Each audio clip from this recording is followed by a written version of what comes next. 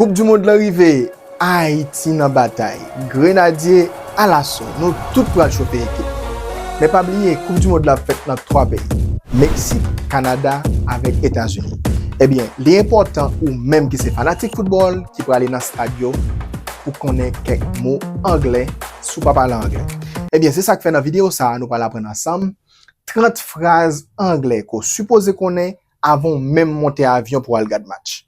Vous parlez? On commence. Ok, j'aime dire là dans la vidéo, ça, nous allons ensemble 30 phrases anglais qu'on doit connaître avant monter avion. Première phrase là, c'est qui côté au sorti. Comment pour me dire ça en anglais? Qui côté au sorti? Moi dis where are you from? Répétez après. Where are you from? Qui côté au sorti? Where are you from? OK? Comment pour me dire qui côté au sorti en anglais? Moi dis where are you from? OK? Les m'a dit moi sorti tel côté m'a dit I am from. Par exemple, si me dis where are you from? So c'est haïtien ou sorti Haïti on dit I am from 80. I am from 80. OK? Good. Next sentence. Si m'tavle dit est-ce qu'on parle anglais? Est-ce qu'on parle anglais? Comment vous me dire ça en anglais? Est-ce qu'on parle anglais? Moi dis do you speak English? Répétez après. Do you speak English? Ou parle anglais? Do you speak English? Oui, moi parle anglais. Yes, I do. Non, pas parle anglais. No, I don't. Moi pas parle anglais, moi parle créole. Comment vous me dites ça me dit? I don't speak English. I speak Creole. OK? I speak Asian Creole. I don't speak English. OK? Est-ce qu'on parle anglais me dit do you speak English? All right. L'autre phrase c'est est-ce qu'on ka aider m'tan pri? Ou pas parle anglais, ou besoin aide. Ou dit est-ce qu'on ka aider m'tan pri? Comment vous dire ça en anglais? Est-ce qu'on ka aider m'tan pri? M'a dit can you help me please? Hey, can you help me please? Ou ka aidem s'il vous plaît? Tant pour ka aidem, can you help me please? Okay? So next sentence is tant pri parler doucement. Ou pas parler anglais, y a parler rapide ou besoin comprendre ça dire vous dit tant pri parler doucement. Okay? I don't speak English. Please speak slowly. Comment pour me dire tant pri parler doucement me dit speak slowly. Répétez après. Speak slowly. Good. Kounya si m'a dit qui côté ayewopò aille. Moi besoin prendre vol. Moi get acheter ticket. Moi besoin aller regarder match. Moi de qui côté ayewopò aille. Comment vous me dites ça en anglais? Qui côté ayewopò aille me dit where is the airport? Répétez après. Where is the airport? Qui côté ayewopò aille? Where is the airport? Good. Next sentence is qui côté comptoir enregistrement yé. Moi dit where is the check-in counter? Where is the check-in counter? Good. Mes passeport moi. Comment vous me dites ça en anglais? Mes passeport moi. Me dit here is my passport. Mes passeport. Here is my passport. Okay? Hey, here is my passport. If they're asking you for your passport and you say here is my passport. Mes passeport. Comment me dit mon passeport? Me dit here is my passport. Here's my passport, okay? Good. Next sentence. Moi gen un vol pour New York. Moi parler New York. Moi gen un vol pour New York comme dit ça. Me dit I have a flight to New York. I have a flight to New York. Moi gen un vol pour New York. Comment me dit moi gen un vol pour New York? I have a flight to New York. New York, okay? So we can say new or new. It doesn't matter. Moi gen un vol pour Miami. I have a flight to Miami. Moi gen un vol pour Florida. I have a flight to Florida. So you can replace New York by another state name, okay? Ou capable remplacer New York là par un nom yon l'autre état. It depends. All right.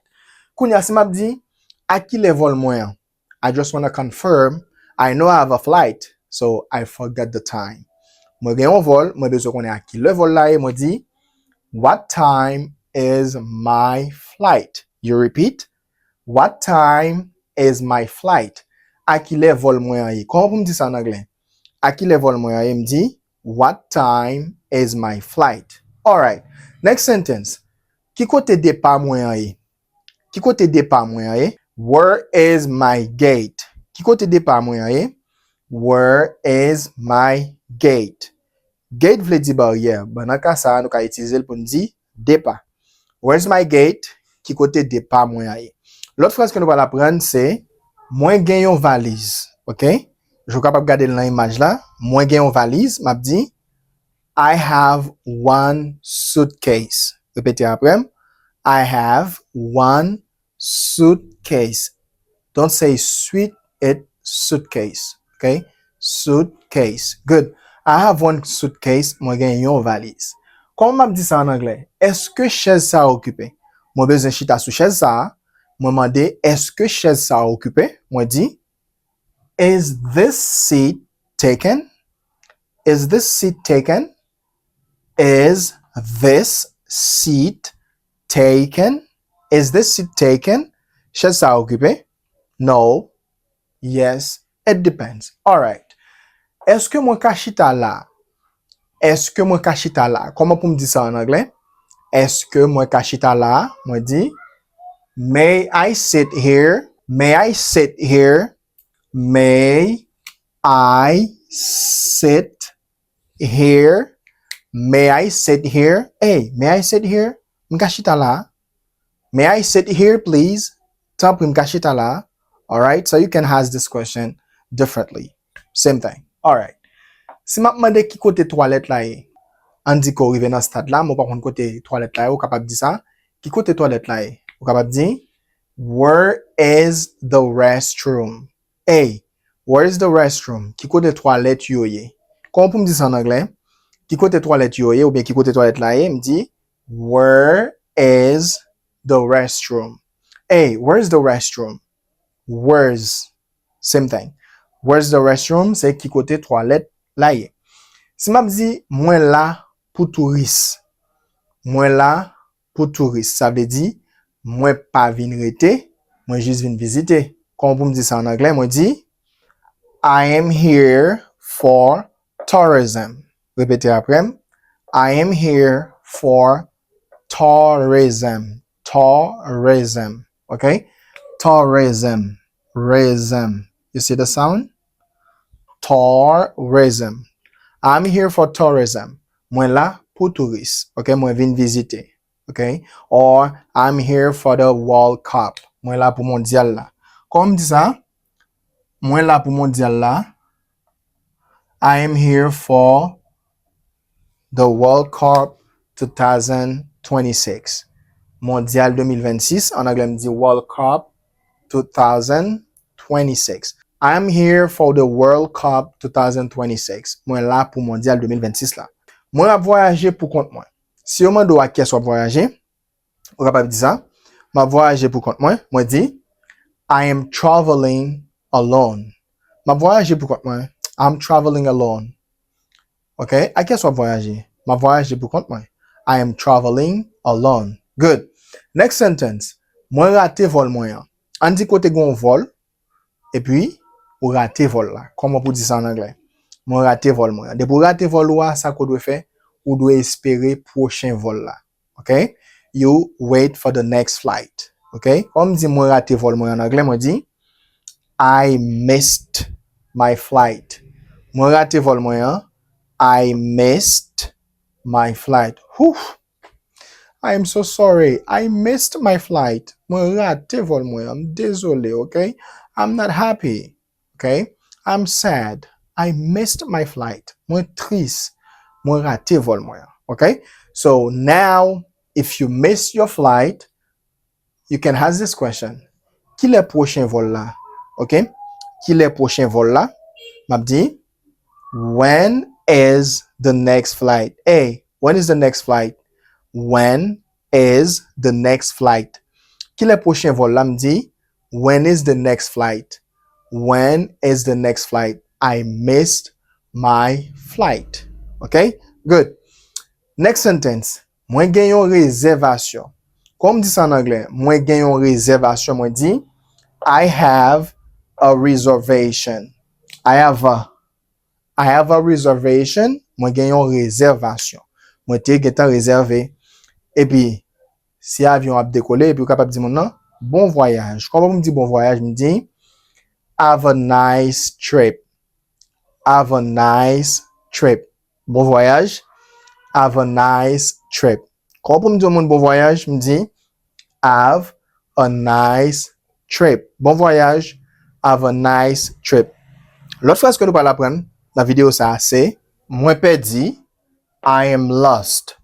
Moi perdu. I am lost. Moi perdu, moi par contre côté pour m'aller. I am lost. I don't know where to go. OK? Qui côté m'ka joindre un taxi s'il vous plaît?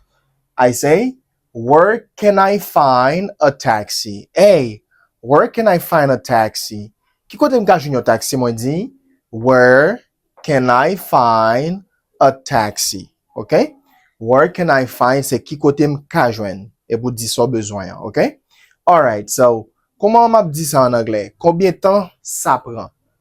Combien de temps ça prend? OK? How long does it take? How long does it take? Combien de temps ça prend? How long does it take? OK? Si m'a dit combien de temps ça prend pour me joindre un taxi, m'a dit how long does it take to find a taxi? Hey, how long does it take to find a taxi here?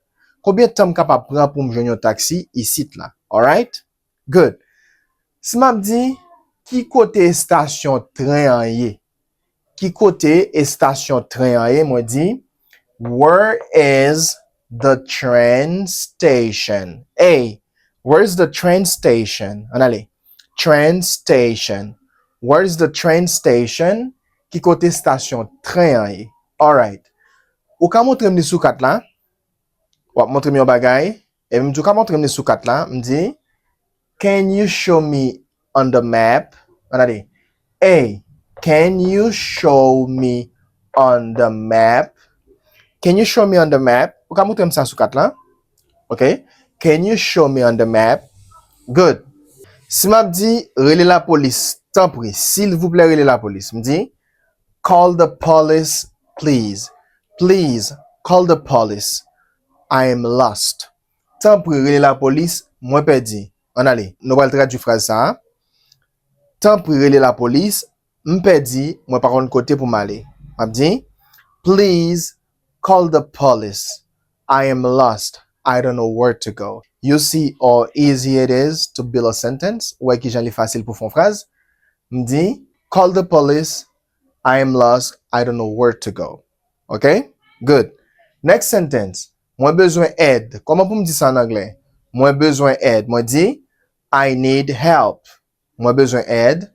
I need help. Moi besoin aide ou? I need your help. I need your help. OK? Excusez-moi. Comment vous me dites ça en anglais? Excusez-moi. Me dit, excuse me. Excusez-moi.